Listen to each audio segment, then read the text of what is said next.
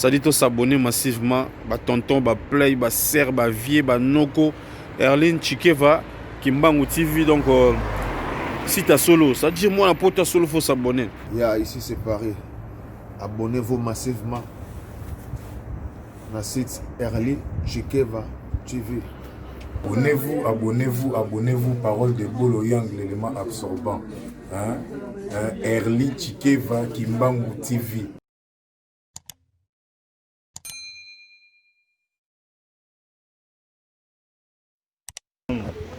Oui, bonjour, bonsoir. Ça dépend à l'heure que vous allez recevoir cette émission dans votre maison. C'est bel et bien moi, votre humble serviteur au nom de Francine Noble. Molobeli Yaba na Congo, Molobeli Yaba artiste, Molobeli Yaba pasteur, Molobeli Yabiko le nyonso, Yaba domaine nyonso. Kaka ndenge na yebisaka bino bo s'abonner massivement na Erlin Chikeva Kimbangu TV. Balobi awande makambo, awande sika, masolo ya ndule vandaka, awande sika. Ma solo ya politique, il y a religion et vandaka. Là, je salue directement à celle qui est la patronne de cette chaîne, Erlin Chikeva, Motema et Dodon Vipi. Pourquoi pas Gaïni Chikeva, Motema et Platini Massamba, Matete toujours. Gaël Chikeva, les beaux gosses à partir à Paris. La Pesibinombo, tes familles Chikeva Mobimba, Miss Check, Mimi Chikeva, Yuyu Clinton, Maman Labiso, na Pesiombo. Je suis passé dans mon plateau. Na réalisation déjà bafung le plateau. Je suis ensemble avec l'un de mes frères, Aza frère Nanga, et Azape Molobeli, artiste moko na Rosepela, Yemoro a se présenter à Ibsabiso et Loroni ni Aeli, vraiment na chaîne Nabiso na plateau Nabiso ya Elengi. Bonjour papa. Ouais, bonjour Francis, le grand journaliste, na Obele là, on a une idéologie. Ouais, on a se présenté à Rodriguez Molobeli, Mopanzi Sango, c'est-à-dire mouvement na biso sko yango mouvement na biso yango ya Brandon Avatar de to bengi mikolo Paris de azala kaka akenda azala quoi ça net mamnit artiste ba ça la révolution artistique ça dit azala ki nengo bi asala ba featuring auta place auta ki so pona tanga pona kozong saka batu na idée auta maison mère ça dit asala mama kitoko les seuls génériques oyoyo ya ba institut beta pour ya bora na kati ya Izipa pour ya ucha frère na héritier Watanabe a Chepoa si comme ça carrière solo na carrière solo na bana poto bana Afrique bana ya partout bazolanda mais apparemment Brandon Avatar solo barimer na Kinshasa bayebi ke mère na ye a bengise poto pour masola ndule vraiment bando simba na ote akenda poto na ndenga ape ma aluka pe moko muso asala parce que na ba orchestre nyonso l'équipe résistant malamu za ki te na ebite no bisanga ke oye na plateau na biso polo bila Brandon Avatar ezolekela pe même ba abonné ya Erlin Chikeva kokota na ba les on dit abatu te batu bazaka pona reconnaître batu on eza na ndenga mukili artiste pas ko croiser maboko te pona baloba loba présence na ngeza batu ba mona déjà polo yango yo contre-attaque Maxi Single ebi makala mingi te ça dit contre-attaque artiste yo ça dit artiste wa tika musique ya koza na ba speo to na forme yo na titre moro ya chanson na ebite sur la chanson bon titre Maxi Single contre-attaque na ebite boya ga na ba sujet ba combo contre-attaque héroïne trobebisa bangote boete contre-attaque bozo attaquer nani soko usala sport to okoto ya kabato basala sport ba soki contre-attaque il aksani laksa ko betaki mutelo ko mo elinga ezwaye mais ezuete yes quoi tant azongiseli yo kao contre-attaque wana nani ça dit na idée zara ke batu ba bimisi batu bayoki batu ba beti soko biso soko to na contre-attaque ça dit biso to beta musique eza revanche te mais batu va comprendre que non to beti pe musique mais tout na pourquoi pas la musique oko ya peka na ndenge na moko sans que attaquer sans que critiquer au bimika na ndenge il faut contre-attaque et puis na ebité par rapport ya contre-attaque wana ceux qui azo attaquer bato yo baza génération na ye azo attaquer ba phénomène ou rançon azo attaquer ba patron na ye sika ou hérité Watanabe to azo attaquer nani yo oza mieux placé à répondre parce que tant tout le monde a déjà contre-attaque to ba de non en tout cas biso mato titre na bino déjà là que bozana ba adversaire contre-attaque bozo attaquer nani vraiment la vérité Non, tu peux expliquer que ce que côté ya kabato ba saka sport ba so contre-attaque. Ça dit musique est en concurrence moza loyale. Bino bobimisa ki biso beto bobimisa. Ozomo na sens on a ce que on ba bimisa pe ba ki bango. Ça dit so to na contre-attaque. C'est-à-dire que bobeta ki siko biso beto mais to siko na ndenge mo boye non biso to na sens on a. Dans la minute on to bela Brando Avatar animateur na maison mais animateur avant coup animateur na maison mais azala déjà no orchestre na Lemba. Si je ne me trompe pas, 2007-2008, tu as la période où tu as na Kinshasa, à l'équipe de l'orchestre. Tu es sûr que Lelo Nenge a Maxi Singer contre-attaque, à la responsable de l'orchestre à reprendre son album Maxi Singer à Zobimiso, européen s'appelle Makam. Tu es Nazasir. Donc si certain ça dit ba kitsamité mana bango orchestre déjà tant ba mona ngapé boza des membres mouvement orchestre non naza personnel pour sa compagnie apparemment ba lo ba rapé na Congo ba animateur ba sala mama longate ya on a ebisio boy so vivre na mukili na biloba lo babatu ba kadia pour évoluer te ça dit faut tia maele na yo hein o chebina maele no ba mo récit un artiste pas tia maele na ye ba mo ndire pe za ba réalité pour tout le monde a pu ba animateur okende mwani no mais suka résultat négatif te kola na no mama bongo te kola no mama bongo te ça dit artiste ça non artiste. Hein? Artiste, il faut pas qualifier comme un artiste. Parce qu'il faut la moto tant qu'artiste, aussi la tant qu'artiste, tant qu'artiste, la thèse, c'est un moyen. À moi, abandonner au TKP pour nous, na poto kuna zaka artiste dans le studio, si ça va misala Maxi Singer, pour bien le 5 décembre. Merci Ndengo Koti, déjà parlons des contre-attaques. Je vous informe déjà, ban Europe, ban partout dans le monde que notre artiste Brando Avatar, babeng a des modes d'ambiance à un studio, a préparé Maxi Single nae contre-attaque et ça Maxi Single, tu habites après un album mais ça bien à Pessinon Lengna. Bon, et l'opéra na elio na nino ba toi tika na contre-attaque. Pour contre-attaque ndé l'axe que to mataturo na album tout au salani. Ça dit contre-attaque yango yo, ça dit bana Poto, bana Angola, bana Brazzaville, Côte d'Ivoire, partout dans le monde. Ça dit na représenter bino artistes Brandon Avatar autrement appelé des modes d'ambiance. Ça dit comme si kakuti oya poton avant il y a le 8 décembre yo, les 5 nous a sorti à Maxi Single. Contre-attaque. Les 5 mois. Il y a mois de décembre dans 3 mois. Donc vous avez rassuré le peuple congolais, Bakinois ou Balinga, Kobina, Bino des mots d'ambiance à préparer et le Ramalam que le 5 décembre tous et le Ramalam. T'es membre bien, linga ko sarate, nga ko sarate. Leb saka bat membre yo pe nga ko sarate. Donc base la pena baza rassurer que non, ba binga na le bimela bonka ba vérité.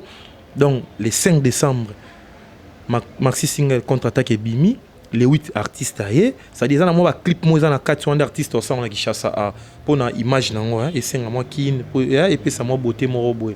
Bon, na Maxi Single oko ça biso ils na combien de chansons déjà le Maxi Single 2 3 4 ils na combien de chansons génériques ezali ou bien comment? Ils na 4 titres, ils na générique yango moko ya contre-attaque générique mais yango contre-attaque yango pena na on obete la CT et puis ami balé featuring ya na Cléo Scram yango ne robima clip ça.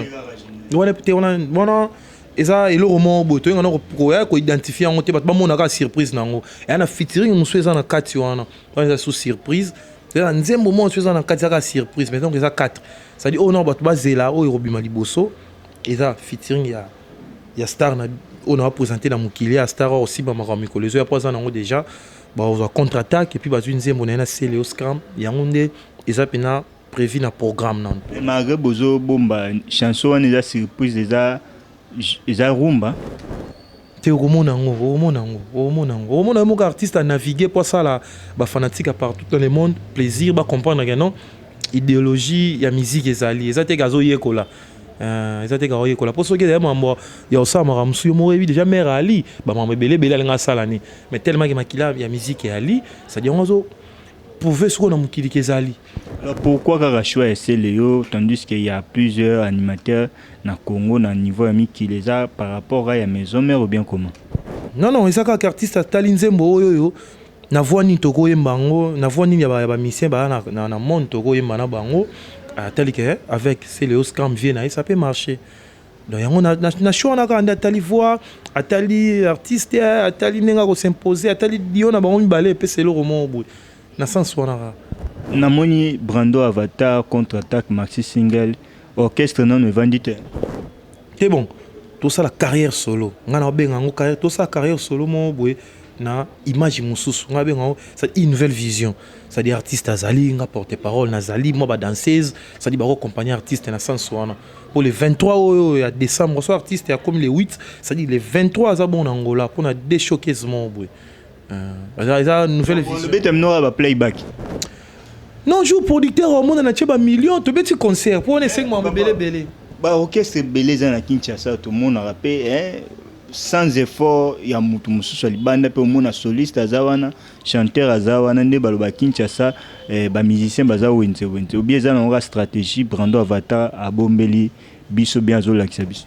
non musique na temps tozali ezape na mo ndenge na ngo ezo kendele Togo tika la karaté c'est bien beau ba papa so table ba tika idéologie moro boy mais na vitesse alelo pe ndenge ezo kendele ezo senga pe vitesse alelo quoi na vitesse alelo to artiste na présenter votre artiste Avatar c'est-à-dire makambo Brandon Avatar makambo ye wana c'est-à-dire ba pese chance nde ba pese pe ba artiste pour na ko promouvoir c'est-à-dire futur la musique congolaise ba artiste poids c'est-à-dire contre-attaque raté vraiment raté ngana lo baka ba ba tchaka tembe na suka ba FIFA ba oza vraiment trop sûr tant trop sûr bon sona décembre oyo tokende tozonga décembre mambo belé zoya bato belé babimisaki te bazo bimisa et puis ba ope babimisaki bazo préparer sur makasi tobi force à Brando Avatar tobi pe force ya bandeko mususu wana tant que molobeli représentant parce que tant que monde tozo mona Brando Avatar na kati ya Kinshasa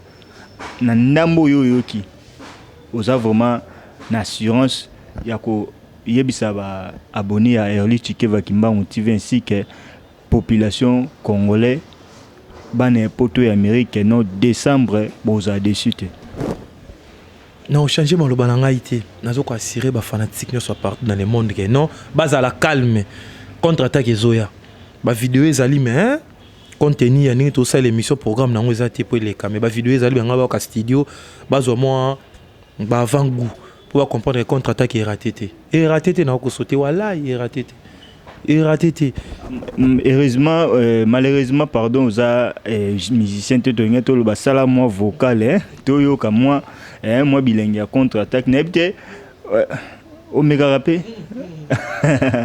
Merci. Bon, Pesabiso programme vraiment le 5 Maxi Single et Robima, tu recevoir comment na partie à YouTube, na ba télévision ou bien comment? Bon, programme est aboué. Les 5 Maxi Single contre-attaque et Bimi, sur les Bimi les 5. Les 8, on les annonce na téléchargement, les gars, na streaming, n'engé pesadia. Donc, le streaming, les places Maxi Single et Ozala, ils appellent na YouTube. Après les 8 artistes à Kinshasa, pour exemple, un clip fois ça là. Soit ça, un clip après les 23 décembre, qui est bon en Angola pour des showcases. Tant en route à Luanda, on a hier. Donc, continue. Pour l'instant, le programme est un bon. Pour l'instant, le 5 décembre, Maxi Single et Bimi contre-attaque. Bazu featuring dans El Bosso et Nasselo Scram. Après, sali moi des clips moi vite fait à Kinshasa. Dès to lancer Nzembo Moro. Après, les 23 artistes qui Luanda pour des showcases. Alors qu'il y a 3-4 personnes qui ont vite fait un playback. Après, ils ont gagné. Donc, ce qu'on a zongindé dans Royal, ils sont comme ça la mission pour nous informer. Mais le monde, tout va se plaire la bonne musique en particulier, va se plaire la Brandon Avatar, Paris, des artistes morts. Animation, hein, bah tu vas comprendre que l'alité zali. Ils ont assuré mon artiste na image moro boy. Tara nanga to so la bena bien pensé pour aza concentrer dans biloko ba tu faut ba yoka, ba bina. La bonne musique, na vrai sens na. Est-ce que au vanda rapport ici Brandon Avatar qui neza yo beba? Non, premièrement c'est un artiste artiste musa les arafanda te soko ça la boulot ayo kaka. Azoka na jalousie mais jalousie na ezali ngapena obeta. Et jalousie na cet artiste ana kufa te jalousie na ezali ngapena beta. Na souci ona yango batu bazela na Maxi Single contre-attaque na sadinga nazoko ko assurer bango kene ko raté te. Ba osepela nga ko sarape bango te. Déjà le 8 décembre, audio, vidéo, nous sommes là. Et ça, on a clippé, on a clippé. Ah ouais, il y avait une scram, mais c'est pour Tim et on a clippé. C'est-à-dire, ils ont bandé mon soeur ça on a qui chasse pour il faut imaginer qui n'est là. Mais sans pour quoi biser te la batba ka bien na matoi. Ya ngwa linga ke sali mana poto. Pendant pe ba séjour nene nga sabon na poto, bato ba zela ka kimi, mama kimi na ba bossa na ngo. Bato ba zela ka kimi ba bossa na ngo, ba zela artiste les 8 tozani na Kinshasa. Merci vraiment Landinho Soya Erli Chikeva Kimbango TV. Je crois les jours où Brando Avatar a okita awana Kinshasa, les jours où Brando Avatar okita awana Kinshasa, yemo auzalisu le mieux placé ya expliquer biso vision nae alinga mema biso wapi. Alinga mema population au balela musique na Congo mema bango parce que tout le monde a rebellé babimisi premier maxi single et beti na ora batu babini na sima kwiti après elali nango mais toye bango na mato inae est-ce que yabiso raté tozolo ba par rapport raté yabiso raté contre attaque est raté au capitaine maxi single contre attaque Kamboza déjà titre déjà contre attaque on est sur soko koto ya kabato basaka sport ba biso contre on a tabalete contre attaque bilo bonne ko ya beaucoup bazu bale ça na défense contre attaque wo et puis bien contre attaque il y a un gagne sa équipe titre peu le barano le titre moto kindo qui met clip bimi chanson beti 2 mois tolali pongi so qui clip ezolo belo côté c'est qui avant au conservant et le bima ça dit na conception conception ça qui mabé ça qui mabé ça dit neza déjà na conception ça bien et puis côté na studio ça bien ba tout en boyo quand ça bien na biso makambo ça le makuna na poto ba to CP là contre attaque ba CP là. Oui, merci vraiment tokomi ko chité déjà vers la fin de l'émission Nabiso. Merci na batunyo so ba pesa confiance ko landa émission oyo koyoka Rodriguez World porte-parole World porte-parole, il y a Brandon Avatar il y a Brandon Avatar kolobela biso ko expliquer biso sur contre-attaque. Merci vraiment to komina suka il y a émission na biso na lingi pendant quelques minutes seulement avant au pesa va dédicace na au pesa mot de la fin na disons message clé au Brandon Avatar ebiso na mato ya bi bon à part les 5 décembre album ezobima à part programme na roya na Kinshasa mais yebiselanga ba fanatique nanga o ba yebelaka nga na ba maison mère na ndenge la team que nazoya bazala boy organisation pe na ndenge Kinshasa bo préparer on ndenge ni bo recevoir album ndenge ni boko yamba et moko puis siège déjà à un niveau à na ndenge ya ba fanatique boza beaucoup plus wapi bon na ndenge kin awawa na ba no na ndenge Kinshasa ça dit ngamo on siège na ndenge Kinshasa ngamo on siège ça dit voix leader ndenge so za na posa oza journaliste oza nani wana posa oye ba info ya star Brandon Avatar Paris de ça dit oye pa na ngamo Rodriguez na numéro na ngana oyo ça dit plus 243 89 87 74 955 plus 243 89 87 74 955 wana dozu ba info de bouche à l'oreille ça dit pour nous la bref message na na ngwezake pour soutenir star on est représenté bino as artiste mo boyebi dia parcours ne place outi bilo ko sali ratété ça dit au passer la bino na carrière solo ko ratété bo chai poa pour nous promouvoir fiti la musique congolaise ça dit sauf mo bo chai poa bo mona non to évoluer ça dit Congo là la lisusuté na ba artiste bana ba makambo bongo na po na bino sala ka évoluer ça dit contre attaque maxi single les oya ça dit bo CP là bo bina bo ka bina ka musique ça bien raffiné ya roko césaté bambote na ngai kaka na banibo na la grande prêtresse mama Somi Chikeva Milchek Erli Chikeva na bosanité ba master na ngai ça dit be popi na bosanité Charles na bosanité batwaze be pasteur Moïse Mbiye na bosanité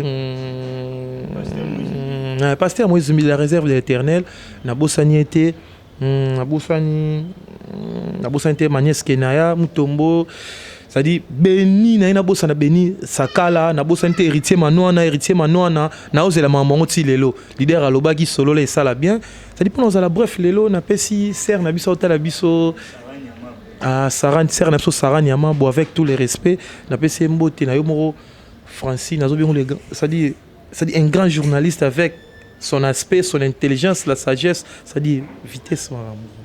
Merci vraiment, Tokomi Nasuka émission Nabiso, pourquoi pas saluer Erli Chikeva qui m'a motivé la patronne à monter ma Dodon VIP.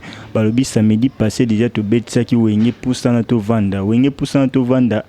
To mona ge mail ya zala ki wana ba musicien so wana concert les gars qui toko je crois bozo intégralité non na chaîne oyo na pesi pembote na gaini Chikeva motema ya Platini Masamba matete toujours pourquoi pas na Gaël Chikeva Mimi Chikeva maman na biso Yuyu Clinton mère na biso na pesi mbote na batu nyonso balingaka Brando Avatar car Ndenge Rodriguez world porte-parole a uti koloba ke non asilate aza toujours azo préparer mambo kitoko azo préparer Maxi single albi donc il y a vraiment beau ressentir talaka ba place à l'écart les gars et ya ba place moko ya pamba te donc a pesa pe makambo déjà abinisa bino déjà a pesa abimisa binisa. Là déjà je suis à la fin de mon émission. Au revoir. Il a passé.